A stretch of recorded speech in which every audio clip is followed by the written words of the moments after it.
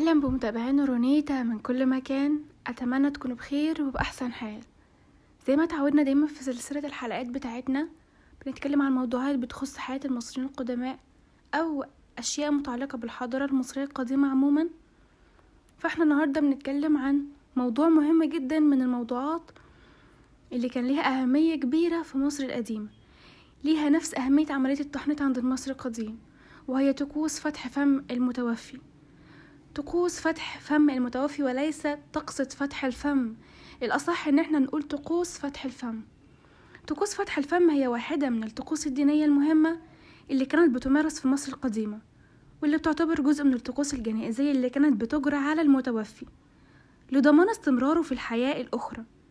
كانت طقوس فتح الفم بتهدف لفتح فم المتوفي علشان تمكنه من التنفس والكلام والأكل والشرب في الحياة بعد الموت.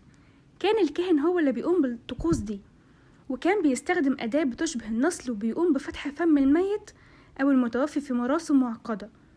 وأثناء الطقوس بتاعت فتح الفم كان طبعا لازم يكون في تلاوة تراتيل دينية. طقوس فتح الفم كانت بتحمل رمزية كبيرة بالنسبة للمصريين القدماء، علشان كانت بتعتبر وسيلة لتحرير الروح ولضمان تواصل الروح مع الحياة ومع الآلهة في العالم الآخر اللي هي الحياة بعد الموت. يعني هدف الطقوس دي كانت علشان زي ما قلنا بتمكن الميت من التحدث والأكل والشرب والتنفس، فكانوا بيعتقدوا ان الشخص اللي مش هيتم فتح فمه روحه مش هتكون قادرة ان هي تتواصل مع الآلهة او ان هي توصل للنعيم اللي موجود في الحياة بعد الموت. طيب ازاي الطقوس دي كانت بتتنفذ بقى؟ اولا اللي كان بيقوم بيها هو الكاهن او الشخص المسؤول عن الطقوس، فكان بيستخدم أداة خاصة علشان يحرك بيها أو يلمس بيها فم المتوفي أو أجزاء من جسده، مثلا زي عينه أو أذنه. كان بيكون في أدوات خاصة بالمهام دي.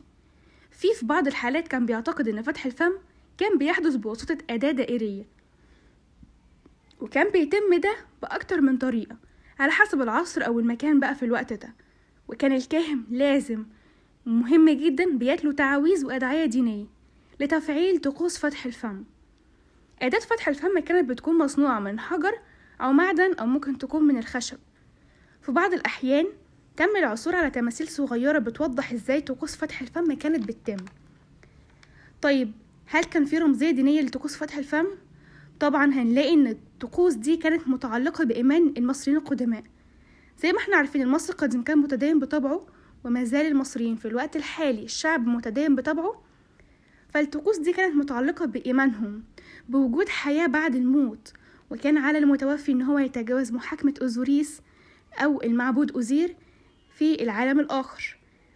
فكان فتح الفم مهم جدا، بيعتبر بمثابة منح الحياة للميت في العالم الجديد ليه. طيب في أدلة أثرية على الكلام ده؟ طبعا هنلاقي الأدلة الأثرية كتير جدا في النقوش وفي الرسوم بتمثل طقوس فتح الفم على جدران المقابر والمعابد، زي مقبرة الملك توت عنخ آمون وزي مقابر النبلاء في الدولة القديمة. هنلاقي في الأهرام وفي المقابر القديمة غالبا بتحتوي على نصوص بتتكلم عن الطقوس الجنائزية وفتح الفم. الطقوس دي بتعكس مدى اهتمام المصريين القدماء بالتفاصيل الدقيقة جدا جدا عشان تساعدهم ان هم يوصلوا للعالم الآخر في سلام وأمان ولضمان حياة أخرى أفضل للمتوفي. لو استفدت بمعلومة ما تنساش تعمل لايك للفيديو. انتظروني الحلقة الجاية مع رونيتا بموضوع جديد. سلام.